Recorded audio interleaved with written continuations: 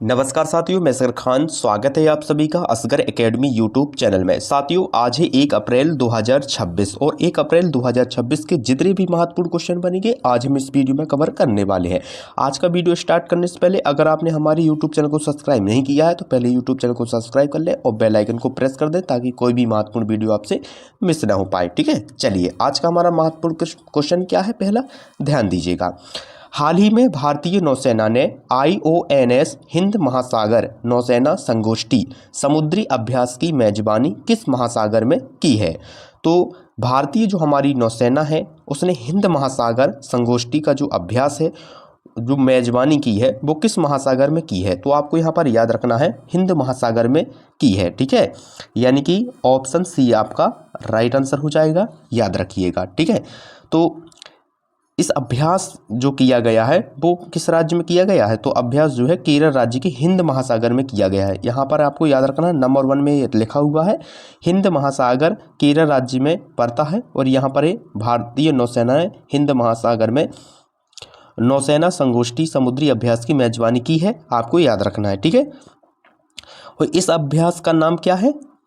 तो इस अभ्यास का साथियों नाम है आयानस समुद्री अभ्यास टेबल टॉप अभ्यास 2026, इसका नाम है, आपको याद रखना है। परीक्षा में कभी ये पूछा भी जा सकता है। ठीक है, याद रखें। अच्छा, इसकी थीम क्या है? थीम भी पूछी जा सकती है, एग्जाम के लिए बहुत ही इंपॉर्टेंट है। थीम इसका उद्देश्य क्या है इस अभ्यास का? तो इस अभ्यास का जो उद्देश्य है साथियों, सहयोग, विश्वास और समुद्री सुरक्षा को मजबूत करना, और कुल 12 देशों में इसमें भाग लिया है। ठीक है, जो भारतीय नौसेना ने IONS यानी कि हिंद महासागर नौसेना संगोष्ठी जो समुद्री अभ्यास हुआ है और मेजबानी की है, वो 12 देशों साथ इसमें सहयोग रहे हैं और 12 देशों ने इसमें भाग लिया है। ठीक है, याद रखें। तो इसका जो राइट आंसर हो जाएगा साथियों वो हो जाएगा ऑप्शन सी, हिंद महासागर में भाग किया गया है, याद रखें। ठीक है, तो ऑप्शन सी इसका राइट आंसर हो जाएगा। चलिए अगला हमारा प्रश्न क्या है, ध्यान दीजिएगा।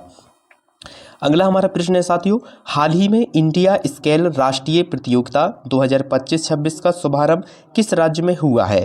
तो यहाँ पर याद रखना है इंडिया जो स्केल है राष्ट्रीय प्रतियोगिता 25-26 का जो शुभारंभ हुआ है वो किस राज्य में हुआ है? तो यहाँ पर याद रखें उत्तर प्रदेश में हुआ है इसका शुभारंभ। ठीक है, याद रखें, यानी कि आपका ऑप्शन बी यहाँ पर राइट आंसर हो जाएगा, याद रखें। चलिए अब जानते हैं इसके महत्वपूर्ण फैक्ट्स को। ठीक है, इसका जो शुभारंभ है उत्तर प्रदेश की ग्रेट नोएडा में किया गया है और किस मंत्रालय ने किया है? तो कौशल विकास और उद्यमिता मंत्रालय द्वारा आयोजन किया गया है। ठीक है, और इस योजना की थीम क्या है? तो इस योजना की थीम है स्केल गूंजेगा देश सुनेगा। इसकी जो थीम है स्केल गूंजेगा और देश सुनेगा, इसकी स्केल है वो इसकी थीम है। ठीक है, इसका उद्देश्य क्या है साथियों? तो इसका उद्देश्य है वैश्विक मंच के लिए तैयार करना। ठीक है, इसका जो उद्देश्य है वैश्विक मंच के लिए तैयार करना और चीन देश में होने वाली विश्व स्तर की प्रतियोगिता के लिए तैयार करना पूर्ण रूप से। ठीक है, यहाँ पर याद रखना स्केल जो राष्ट्रीय प्रतियोगिता 2025-26 का शुभारंभ किया गया है वो उत्तर प्रदेश में किया गया है, आपको यहाँ पर याद रखना है। और इसका जो उद्देश्य है वो क्या है? तो अभी होने वाली मतलब चीन में होने वाला विश्व स्तर की प्रतियोगिता के लिए तैयार करना खिलाड़ियों को। ठीक है, यहाँ पर आपको इतना तो आपको समझ में आ गया होगा, याद रखें। तो यहाँ पर ऑप्शन 20 का राइट आंसर हो जाएगा। और जो महत्वपूर्ण जो फैक्ट्स दिए गए हैं इसको जरूर आप लोग नोट करते जाएं क्योंकि इंपॉर्टेंट है परीक्षा के लिए। ठीक है, चलिए अगला हमारा प्रश्न क्या है, ध्यान दीजिएगा। अगला हमारा प्रश्न है साथियों, ध्यान दें, हाल ही में बिहार वन परियोजना किस राज्य में शुरू की गई है? मोस्ट इंपोर्टेंट प्रश्न है, इंपॉर्टेंट है, ध्यान दीजिएगा। ठीक है, तो जो बिहार वन परियोजना है वो किस राज्य में शुरू की गई है? तो यहाँ पर याद रखें जो बिहार वन परियोजना है वो किस राज्य में शुरू की गई है? तो बिहार राज्य में शुरू की गई है, यहाँ पर याद रखें। यहाँ बिहार ऑप्शन नहीं दिया है तो क्षमा करें, लेकिन बिहार ही आपका राइट आंसर होना है। यहाँ पर टाइपिंग में थोड़ा सा मिस्टेक हो गई है, याद रखें।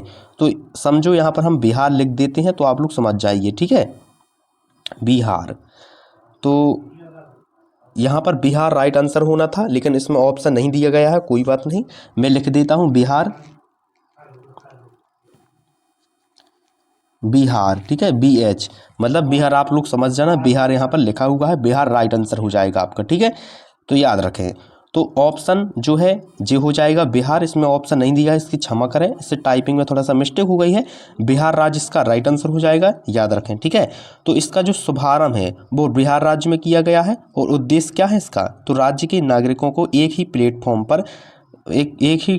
पर सभी जानकारी और सेवा उपलब्ध कराना, ताकि भटकना न पड़े व्यक्तियों को, ठीक है। यानी कि कोई भी बिहार से संबंधित अपडेट हो गई, या कोई भी बिहार में प्रक्रिया, भर्ती प्रक्रिया हो गई, सूचना प्रक्रिया हो गई, कोई भी, सभी एक ही प्लेटफॉर्म पर उपलब्ध कराना इसका उद्देश्य है, याद रखें, ठीक है।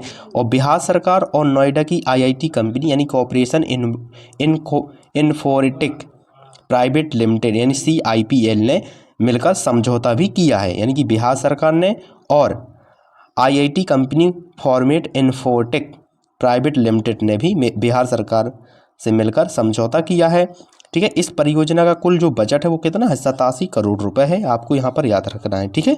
चलिए, तो यहाँ पर आपका बिहार राइट आंसर हो जाएगा। यहाँ बिहार भला ही नहीं दिया है, लेकिन आप लोग यहाँ ध्यान दें, यहाँ पर टाइप में थोड़ा सा मिस्टेक हो गया होगा, लेकिन बिहार इसका राइट आंसर हो जाएगा, याद रखें, ठीक है।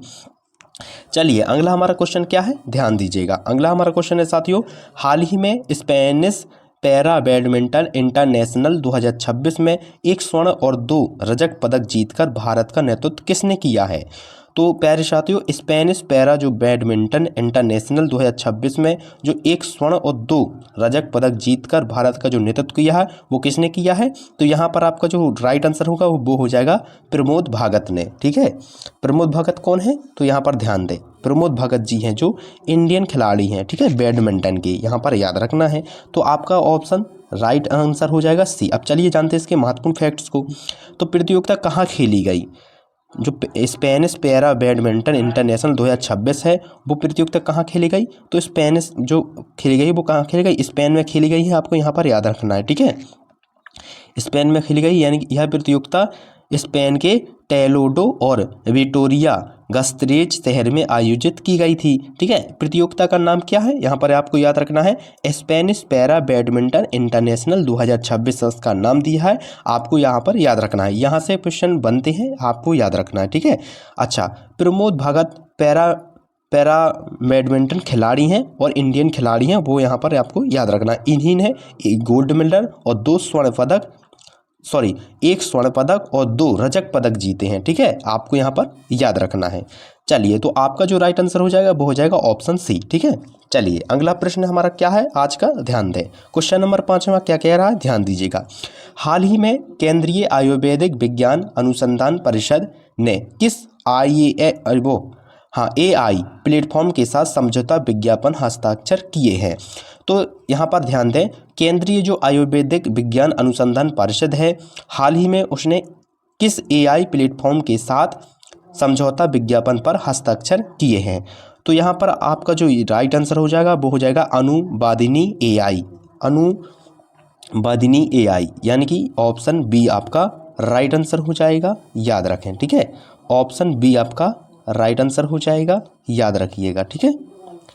ऑप्शन B इसका राइट आंसर हो जाएगा।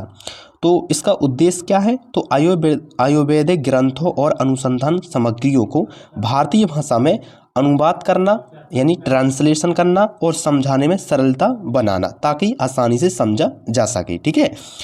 तो इसका उद्देश्य यही है, याद रखें। अच्छा, जो इस समझौता हुआ है वो किस स्थान पर हुआ है, तो ये आपको याद रखना है नई दिल्ली में हुआ, ठीक है। यहाँ पर नंबर 2 में दिया गया है, नई दिल्ली में हस्ताक्षर किए गए हैं, याद रखें। और किन दोनों ने मिलकर हस्ताक्षर किए हैं, आपको यहाँ से क्वेश्चन बन सकते हैं, तो आपको यहाँ पर याद रखना है। तो प्रोफेसर रवि नारायण आचार्य और डॉक्टर बुद्ध चंद्रशेखर 2 अधिकारियों के बीच ये हस्ताक्षर हुआ है, ठीक है। वह हस्ताक्षर होने का उद्देश्य मैंने आपसे बता ही दिया है। तो आयुर्वेदिक केंद्रों और अनुसंधान सामग्री का भारतीय भाषाओं में अनुवाद करना और समझने में सरलता करना और सरल रूप से इसे समझ सके, इसका उद्देश्य यही है और इसीलिए ये समझौता किया गया है, ठीक है, अनुवेदनी AI प्लेटफॉर्म के साथ, ठीक है, आपको याद रखना है। तो आपका जो राइट आंसर हो जाएगा वो हो जाएगा ऑप्शन B, यहाँ पर आप लोग याद रखें, ऑप्शन B आपका राइट आंसर हो जाएगा, याद रखें, ठीक है। तो साथियों, ये थे मोस्ट इंपॉर्टेंट करंट अफेयर प्रश्न 1 अप्रैल 2026 के, जो आपकी करंट अफेयर के लिए बहुत ही महत्वपूर्ण है, आपकी परीक्षा की बहुत ही महत्वपूर्ण है। तो आप लोग को कमेंट बॉक्स में बताना है आप लोग ने कितना स्कोर किया है, ठीक है। और आपका ये आज का महत्वपूर्ण प्रश्न है जो आपको करंट अफेयर में वो क्वेश्चन बताना है करंट अफेयर का कमेंट बॉक्स में, ठीक है। सभी साथी इसका आंसर कमेंट बॉक्स में बताएंगे। हाल ही में नेपाल के प्रधानमंत्री के रूप में किसने शपथ ली है? तो इसका जो आंसर होगा आप लोग कमेंट बॉक्स में बताएंगे, ठीक है। इसका जो आंसर है आप लोग कमेंट बॉक्स में बताना है। सभी साथी इसका आंसर कमेंट बॉक्स में बताएंगे, ठीक है। तो कमेंट बॉक्स में अपना स्कोर भी बताना है कि 5 क्वेश्चन में आपने कितने क्वेश्चन सही किए हैं, कितने क्वेश्चन का आंसर आपने राइट किया है, और इसका आंसर आप लोग कमेंट बॉक्स में बताएंगे। जय हिंद।